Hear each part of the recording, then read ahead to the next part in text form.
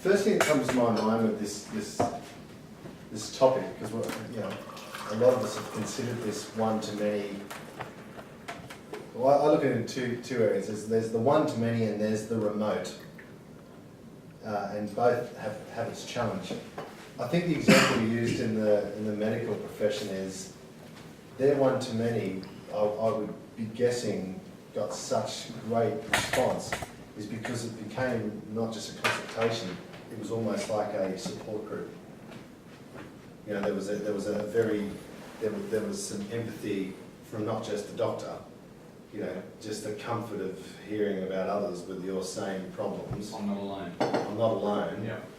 And part of me starts to think that, it's also runs a bit with things like, this is sound a bit left field, but things like Amazon, where, the kind of research shows that you'll listen to the review of a amateur, any person that you don't even know, as long as it's en masse. And more than you'll listen to someone from CNET who does it for a living, because you construe, maybe there's some bias, and advertising, there's something going on there. So I think that there's some interesting dynamics that go on there that kind of make that work. Would it work in financial planning? You'd have to err on the side of yes, but it's going to be all in the execution, I think, into what people you get in the right groups. I think, I hate to use an old term, but segmentation is probably very key in that part. There's no point having your small business owner worth $2 million next to your government employee on standard salary type thing. Yeah, and it'd be like having, in the healthcare example, no point having open heart surgery recipients with cancer patients in the same room. Where's the commonality? I agree. Absolutely. So that's an obvious key to it. But it depends on the subject. If it's just by learning something, something that is key for all, you can do this for all. But if it's, and I wrote it down, are all the challenges the same with the doctors, and then you have to do it on some kind of lifestyle challenge. But I think it's good possible. I think just what you said about what I saw in my advisory business, some questions were not asked. But if you are all together, more questions might be covered. Yeah, and you will sit there. I can't ask this question because I will look stupid, and another one just doesn't care and is asking the question. So you get a lot more information. So I think the benefits for the clients could be very high. The other thing is you'd want to be a very skilled facilitator in that sort of situation as well. Well, think about this though. I believe most good financial planners could do this easily.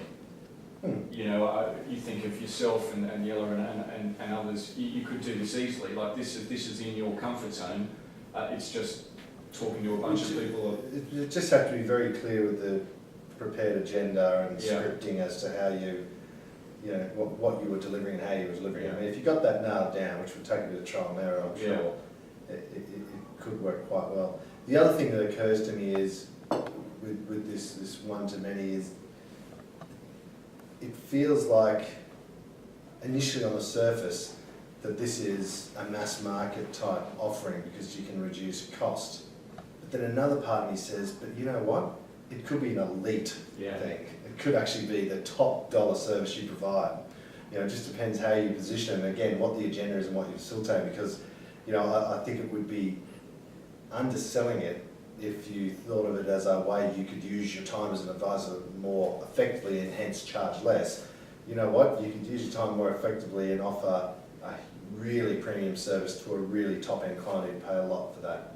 If you've got the right like-mindedness. I can see both extremes. Like my initial thinking was at the simpler end, and I think it's definitely got application there. That's the obvious one, isn't it? It is, and so I talked about this with a client yesterday who is quite an innovator, and I just ran this past him and said we were doing this today. But he's got a lot of lower end clients. Now we, in that firm, we just haven't done the traditional thing of let's go and sell them or let them go or whatever.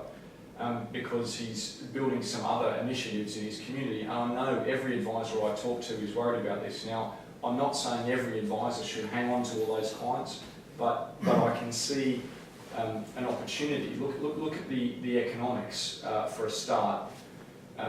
You know, these, I don't know, in the UK perhaps people have to pay a minimum of say £1,000 a year really to get a one-to-one review. Some firms might do it for less, but you could argue that it's probably not very profitable then.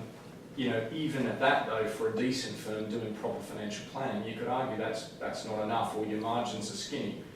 What if people paid £300, but they were in groups of 12? That 90 minutes now is £3,600 if I've done my maths right, for the advisor doing the time. Now there's still probably a dozen bits of prep, but it's probably valuation stuff, which again, if you're well organised and systemised, there's not huge preparation.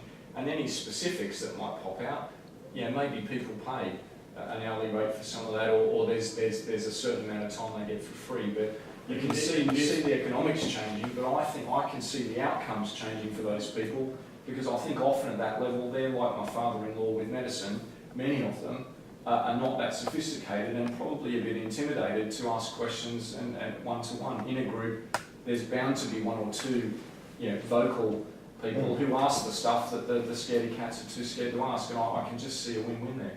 You can help, no problem. You can help bring the right knowledge to the group, but one of the, I saw you one-to-one, one-to-many, and many-to-one. So many types of advisors to one client, but why not many to many?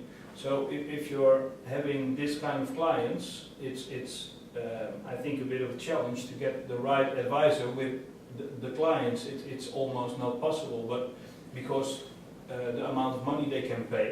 But if you have many advisors and many people, you can start to have a great service by telling them about legal stuff, about accountancy stuff, about advisory stuff in one place. So it's the benefit for the client. Now he won't get any, then he gets a bit, and I think even more. They have the group, so you can provide a great service by working together with all kinds of advisors, but not many to one, but many to many.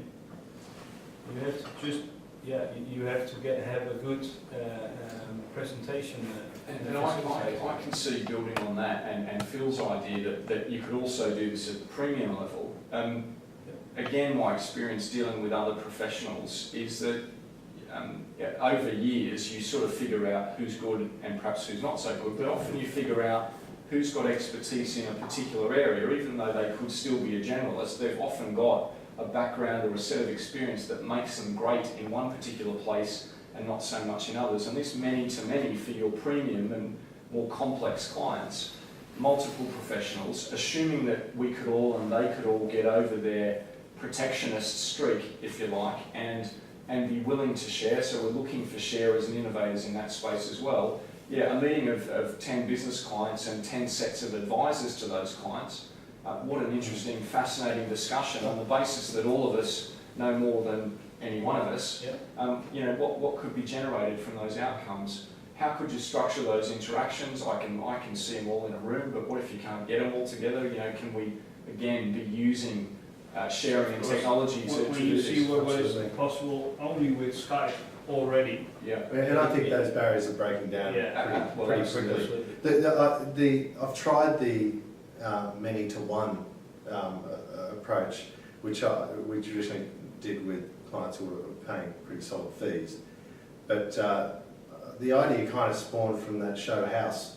Where you'd often watch that show, these people with these exotic problems, but it was a team of people, because one person wouldn't necessarily get it, although they always seemed to make out that he was the genius, but there was this team of people who had different specialities in their profession, but and you'd always think at the end of an episode, geez, if anything ever happened bad to me or one of my loved ones, I'd want them to get in front of a team like that who was really sharp and not be at the risk of somebody who misses something. And I think in a financial advice perspective, if you can break down the barriers, and you touched on where you said, you know, some professions where protection kicks in a bit on this side, but break all that down, which I've seen successfully happen before, where you have your lawyer, you have your accountant, you have your lending specialist, you have your protection specialist.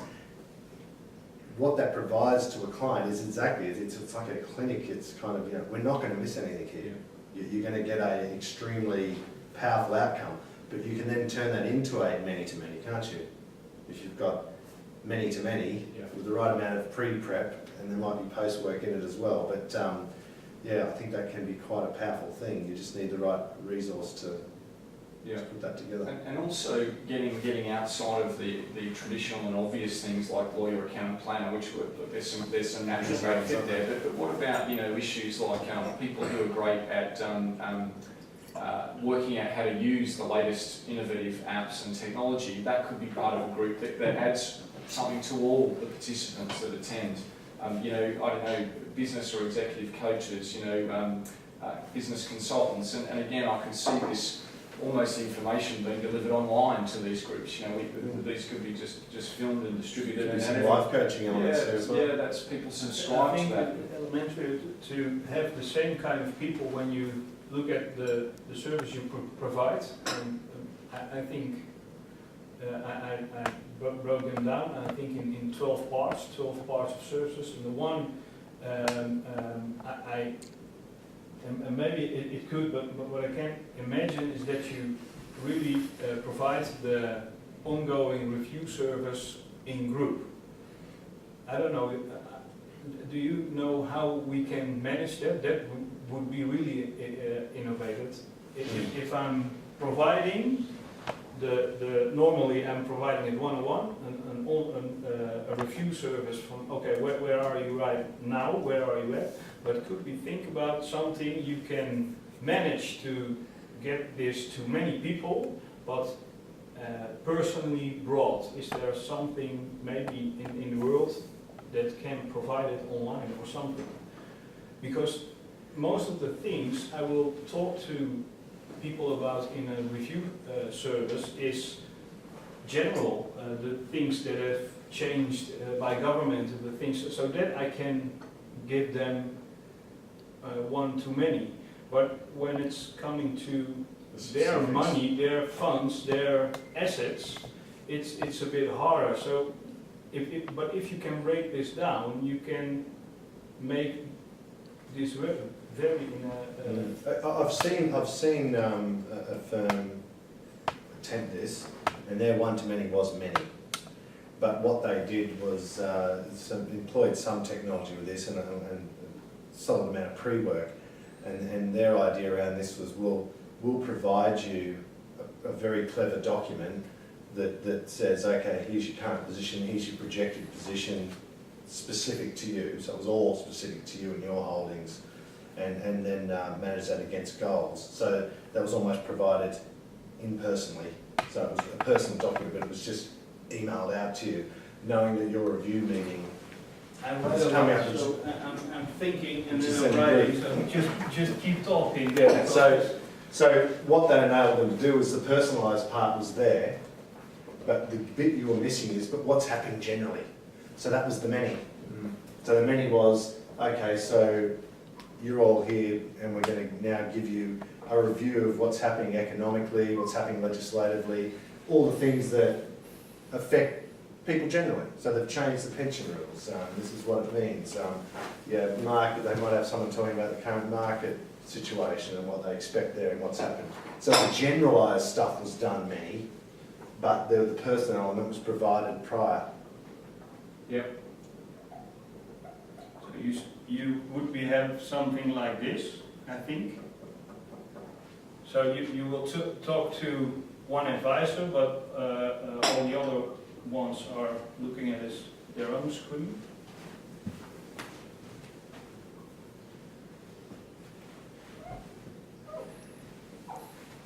So this could be done on Skype, but I think you have to innovate also another part. But this is my own goal. So I'm looking at my screen at my own goal. this is what I want to have because I want to drive a very luxurious car, I don't know,